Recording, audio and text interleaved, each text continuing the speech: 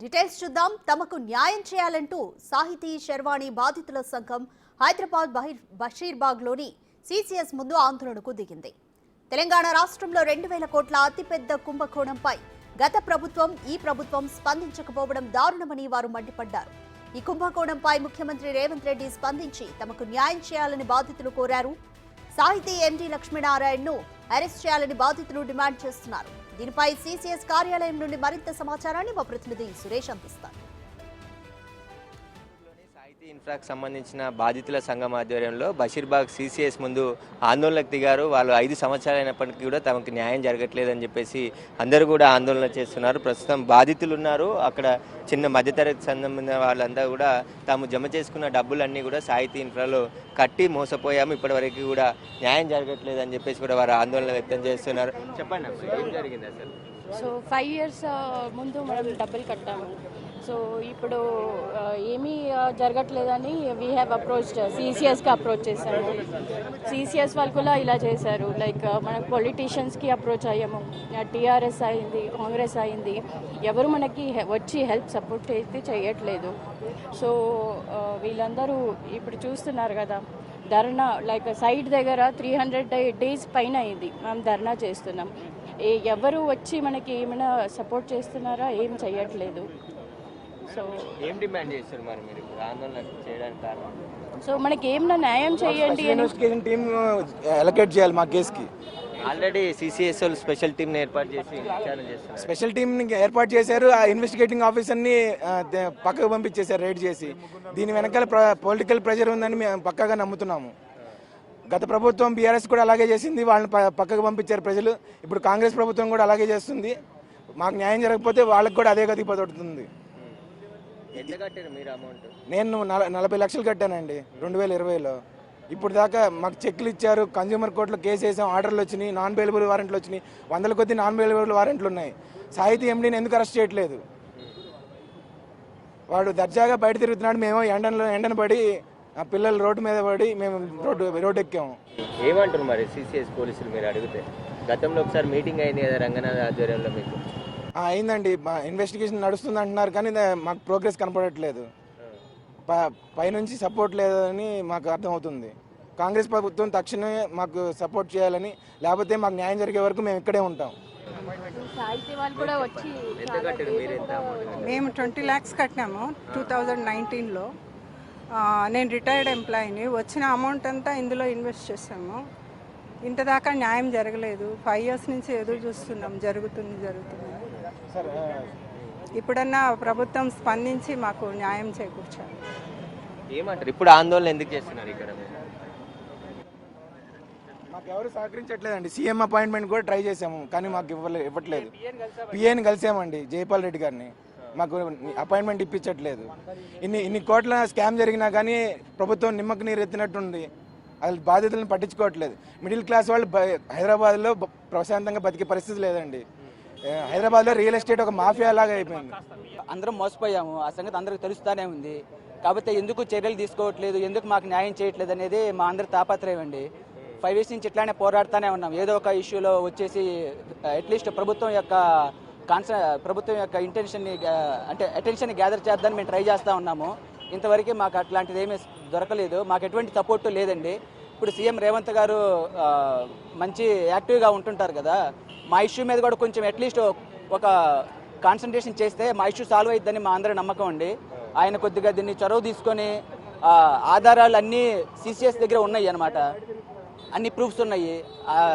ఈ కేసు సంబంధించి అన్ని వివరాలు వీళ్ళ దగ్గర ఉన్నాయి. కానీ ఎందుకు ప్రోగ్రెస్ అవ్వట్లేదు, ఎందుకు దృష్టి పెట్టలేదు మాకు అర్థం కావట్లేదు. సీఎం రేవంత్ గారిని మేము రిక్వెస్ట్ చేసేది ఒకటే, ఈ ఇష్యూని కొద్దిగా కాన్సన్ట్రేట్ చేసి మా అందరికీ న్యాయం చేయవలసిందిగా మీ తరపు నుంచి మేము కోరుతున్నామండి. మీరు ఏదైనా సహాయం చేయదలుచుకుంటే సీఎం గారికి ఇది చేరేలాగా మీరు సహాయం చేయండి అని మా అందరి తరపున మీకు రిక్వెస్ట్ చేస్తున్నామండి. అంతే. మేము ఆల్రెడీ ఈడీ కూడా అటాచ్ చేసింది సాయికి సంబంధించిన ఆస్తులు, విచారణ జరుగుతుంది అంటున్నారు. అన్ని జరుగుతున్నాయి కానీ ప్రోగ్రెస్ అనేది ఎక్కడ కనిపించట్లేదండి. ఇది 5 years నుంచి జరుగుతూనే ఉంది. 5 years క్రితం స్టార్ట్ అయింది, 3 years నుంచి ఇది స్టార్ట్ అవుతానే ఉంది. ఎటువంటి ప్రోగ్రెస్ అనేది ఎవరికి కనిపించట్లేదు. ఏం చెప్పి కట్టించుకున్నారు అసలు? సాహితీ మీ దగ్గర డబ్బులు ఏం చెప్పి కట్టించుకున్నారు? ప్రాజెక్ట్ ఎప్పుడు అప్పగిస్తున్నారు? ఏం జరిగింది? ప్రాజెక్టు 3 yearsలో కంప్లీట్ అయిద్దని చెప్పేసి అన్నారండి. ప్రీ లాంచ్ ఆఫర్ అని చెప్పేసి అన్నారు. అంతకుముందు ఆయన ప్రాజెక్ట్స్ చేస్తున్నాడు.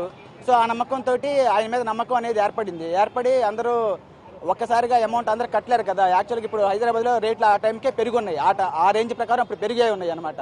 సో హైదరాబాద్ సొంత ఇల్లు ఏర్పరచుకోవాలంటే కష్టం కదా. సో అందువల్ల మేము చిన్న ఆశపడ్డాము మధ్యతరగతి ప్రజలమే. ఒక్కసారిగా ఇల్లు కొనుక్కోవాలంటే, లోన్కి వెళ్ళి కొనుక్కోవాలంటే అంత డబ్బులు ఎవరి దగ్గర ఉండవు మధ్యతరగతి ప్రజల దగ్గర.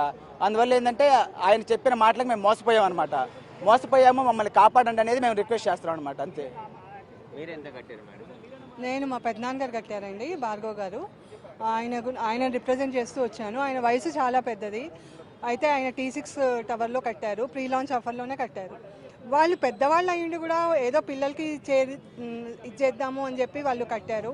వాళ్ళు రాలేకపోయే పరిస్థితి, 5 ఏళ్ల నుంచి వాళ్ళు పడే టెన్షను, అందరూ సాహితీకి సంబంధించిన వాళ్ళందరూ చాలా ఇబ్బంది పడుతున్నారు. ఏదో చిన్న చితక ఉద్యోగాలు చేసుకొని వాళ్ళు కూడబెట్టుకున్న డబ్బులన్నీ కట్టారు. ఫ్రీ లాంచ్ ఆఫర్ రానప్పుడు కనీసం వాళ్ళ డబ్బులు ఇచ్చేటట్టన్నా ఏదైనా ప్లాన్ చేస్తే బాగుండేది.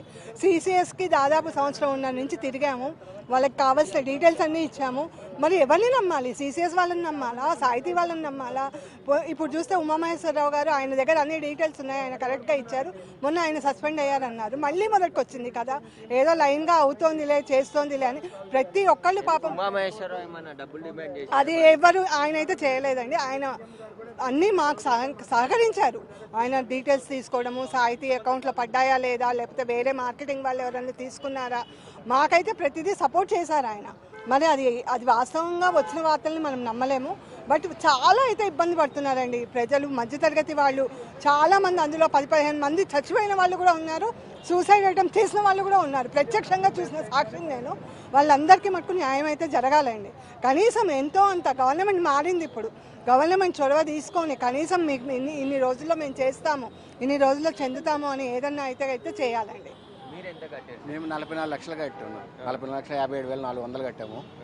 ఫ్రీ లాంచ్ అని చెప్పి మమ్మల్ని మోసం చేశారు. బ్యాంకుకి వెళ్లకుండా డైరెక్ట్ కట్టుకుంటే మీకు దక్కుతుంది డబ్బులు, బ్యాంక్ వెళ్తే డబుల్ అవుతుంది అని చెప్పి మమ్మల్ని 2024లో ఇస్తానని చెప్పి కట్టించుకున్నారు. ఇప్పుడు దాకా లేదు. మరి ఇట్లా అయితే ఎట్లా? మన మంత్రివారిలో రేవంత్ రెడ్డి గారు కల్పించుకుంటే కానీ పని అవ్వదు ఇది. అట్లా ఉన్నదండి, ఎవరు న్యాయం జరగట్లేదు. CCS కూడా ఎక్కడ ఎన్నిసార్లు తిరిగాము మేము, తిరిగి అక్కడ ఈరోజు 300 రోజు అక్కడ నిరాహార దీక్ష చేసి 300 రోజు ఈ రోజుకి. ఏం డిమాండ్ చేస్తారండి మీరు ఇప్పుడు? డిమాండ్ ఏముందండి, ఇప్పుడు మాకు ఇల్లు కట్టించి ఇస్తే పర్వాలేదండి. మరి దాన్ని బట్టి ఎలాగ సెటిల్మెంట్ చేస్తారో ప్రభుత్వమే చేయాలి. అయితే చాలామంది వేలల్లో బాధితులు ఉన్నారు. 5 సంవత్సరాల క్రితం డబ్బులు కట్టి మధ్యతరగతి కుటుంబాలన్నీ కూడా సంపాదించుకున్న సంపాదన అంతా కూడా సాహితీ గ్రూప్లో పెట్టుబడిగా పెట్టి మాకు సొంత ఇల్లు వస్తుందని చెప్పేసి నమ్మకంతో కట్టాము. కానీ వాళ్ళు నిండా ముంచారు. కట్టిన డబ్బులు కూడా తిరిగి చెల్లించట్లేదు. పోలీసుల స్టేషన్ చుట్టూ తిరుగుతున్నాము. సాహితీ ఇన్ఫ్రా ప్రాజెక్టు దగ్గర 300 రోజుల నుంచి నిరాహార దీక్ష చేస్తున్నా పట్టించుకోవట్లేదు. కనీసం ఇప్పుడు ఏర్పడ్డ కాంగ్రెస్ ప్రభుత్వం అయినా తమకు న్యాయం చేయాలని చెప్పేసి సీఎం రేవంత్ రెడ్డి ఇన్వాల్వ్ అయ్యి బాధితులందరికీ సహాయం చేయాలని చెప్పేసి కూడా ఆయన బాధితులంతా డిమాండ్ చేస్తున్నారు. ఇక మాకు రోడ్డు మీద దిక్కే పరిస్థితి అయిపోయింది. ఇన్ని రోజుల నుంచి వెయిట్ చేశాం, ఇంకా వెయిట్ చేయలేని పరిస్థితి ఉంది. అందరూ కూడా మధ్యతరగతి ప్రజలు, జాబ్లు చేసుకునే వారంతా కూడా జమ చేసుకున్న పైసలన్నిటిని కూడా సాహితీలో పెట్టి మోసపోయాము, తమకు న్యాయం చేయాల్సిందిగా వారు డిమాండ్ చేస్తున్నారు. కెమెరామెన్ సంజుతో సురేష్, బిగ్ టీవీ, హైదరాబాద్.